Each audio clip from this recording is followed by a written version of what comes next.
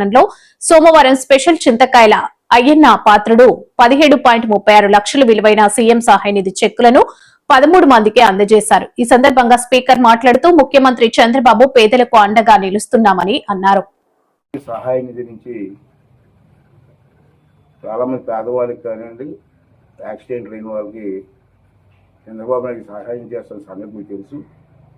అలాగే ఈరోజు ఒక్కరోజు 13 మందికి సిఆర్ఎం చెక్కులు ఇవ్వడం జరిగింది. ఈ 13 మందికి కలిపి ఇవాళ నేను ఇచ్చిన డబ్బు ఏంటంటే చెక్కులు ఏంటంటే 17,36,000 రూపాయలు ఒక్కరోజు ఇచ్చాం.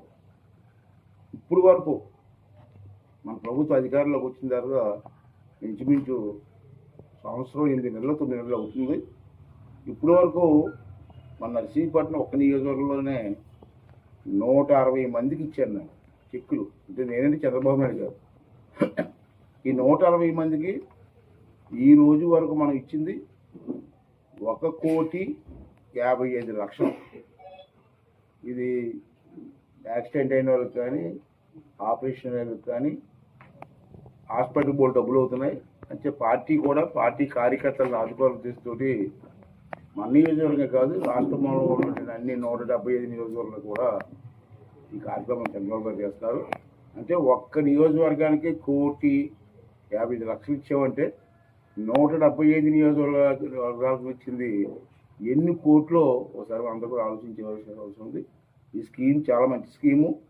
అనుకోకుండా యాక్సిడెంట్లు అవ్వడం, ఆపరేషన్లు అవ్వడం అని జరుగుతున్నాయి. ఇటువంటి పేదవాళ్ళు ఆదుకోవడానికి చంద్రబాబు నాయుడు గారు చేస్తున్న ఈ కార్యక్రమం విజయవంతం కావాలని, ఎక్కడా ఒడిదుడుకులు లేకుండా కొనసాగాలని, పేదవారికి న్యాయం జరిగే విధంగా మరి పార్టీ కూడా ఆలోచిస్తుంది. కాబట్టి అందరూ కూడా ఈ సహకారం అందించవలసి కోరుకున్నాం. ఆ భగవంతుని తాలూకు ఆశీర్వాదం కూడా ఉండాలని కోరుకున్నాం. Thank you.